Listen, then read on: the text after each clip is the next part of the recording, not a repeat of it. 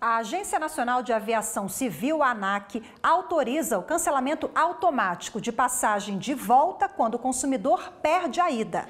Mas a Justiça entende que o passageiro tem autonomia para decidir se usa ou não as passagens pagas.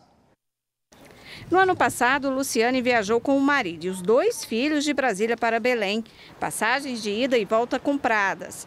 Na hora do check-in, foi impedida de embarcar porque a companhia vendeu mais passagens que a quantidade de assentos. Ela conseguiu embarcar no mesmo dia em outro voo, mas o problema maior foi na volta para casa. E após 3 horas de conversa ao telefone, ele conseguiu resolver o problema. Colocaram a gente no mesmo voo, mas em outros lugares. E foi até um incômodo, porque não foram as poltronas que a gente escolheu, com criança, meu sogro um pouco longe, mas assim eu consegui embarcar e voltar para casa. Não foi o caso da Luciane, mas a prática de cancelamento de trecho por no-show, ou seja, por não comparecimento do passageiro na ida, é comum pelas companhias aéreas e prevista na Resolução 409 da ANAC. Nela, a companhia aérea pode cancelar a passagem de volta e até aplicar multa, caso o passageiro não compareça no embarque de ida. A determinação é para compra de passagens de ida e volta. Mas se o passageiro avisar a companhia até o horário do primeiro embarque, que vai utilizar a passagem de volta, ela não será cancelada e a empresa fica proibida de aplicar a multa. Foi o que aconteceu com uma passageira de Aracaju. Ela avisou a companhia aérea por telefone de que não poderia embarcar no voo de ida. A empresa, então, informou que a passagem de volta seria cancelada com base em resolução da ANAC. A consumidora se sentiu lesada e entrou na justiça. A juíza do caso considerou o cancelamento unilateral abusivo e, com base em entendimento do STJ de que essa prática é ilegal, determinou que a companhia aérea deverá devolver cerca de R$ 1.300 à consumidora e ainda indenizá-la em R$ 7.000 por danos morais. A juíza entende que o consumidor tem autonomia sobre as passagens compradas e o não comparecimento na ida não justifica o cancelamento da volta. Este advogado explica que os direitos dos consumidores devem prevalecer. O cancelamento do trecho de volta em função do não embarque na ida, no meu entendimento, é ilegal.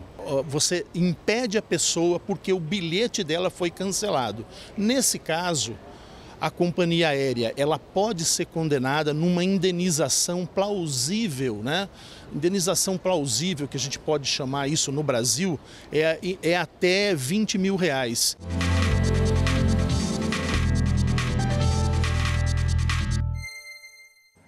E para falar mais sobre o direito do consumidor, nós recebemos agora no estúdio o advogado Benjamin Barros. Seja bem-vindo, muito boa tarde. Boa tarde, obrigado pelo convite.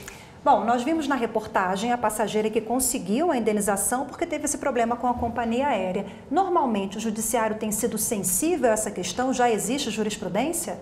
Sim. Na verdade, o STJ até já tinha um posicionamento pacífico sobre isso antes dessa resolução da ANAC, que era justamente impedir, né, essa questão do cancelamento, só por não ter ido na passagem de ida. Mas depois da resolução da ANAC acabou criando-se essa dúvida, mas eu ressalto que o Judiciário continua confirmando esse entendimento da STJ.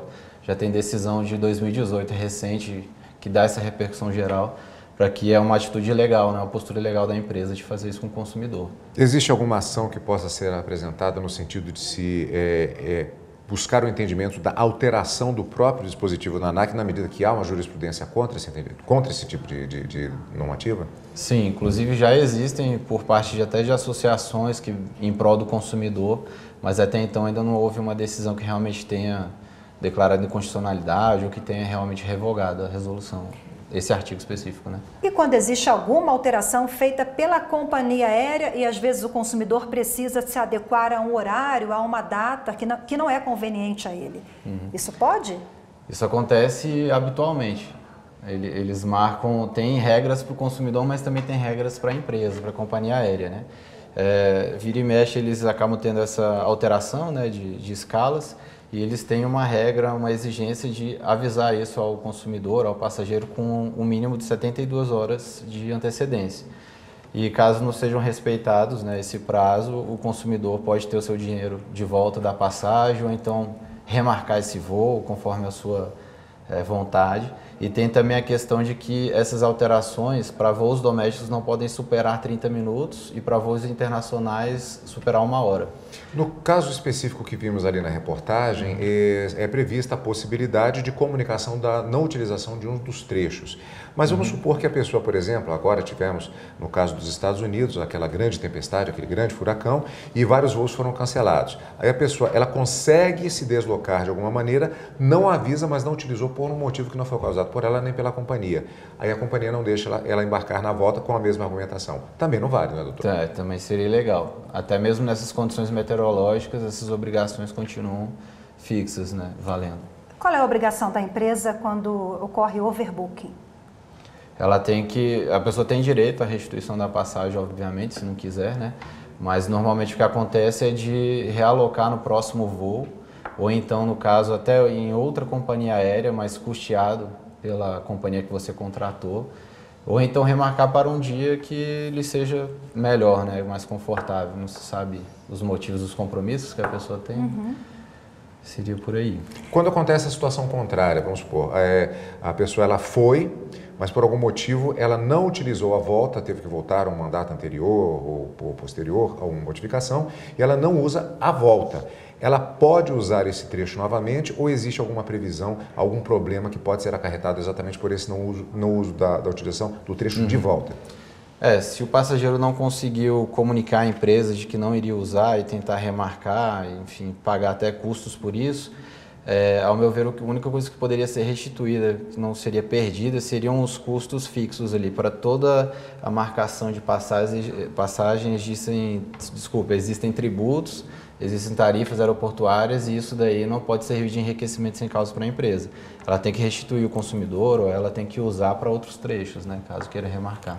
Agora, doutor Benjamin, em todas essas situações que a gente está apresentando, que infelizmente a gente sabe que fazem parte da vida do consumidor, que viaja, né, com essas empresas aéreas, cabe indenização por danos morais e materiais também? Sim, eu costumo dizer que cada caso é um caso, né? Por exemplo, como houve na matéria, foi uma atitude ilegal e o judiciário já entendeu que era passivo de indenização. Mas eu que já atuei até em vários casos também sobre isso, tem a questão de que às vezes é um compromisso de Natal, Ano Novo, é um compromisso financeiro, de trabalho, então ele extrapola essa seara dos meros aborrecimentos. É uma coisa que trouxe um prejuízo, pode ser da ordem material e da ordem moral, né? Então é bom separar toda a documentação direitinho para apresentar para qualquer eventual ação na justiça, né? Exatamente, os comprovantes de passagem, tudo. Ok, doutor Benjamin, mais uma vez obrigado, uma boa tarde. Boa tarde. Obrigado.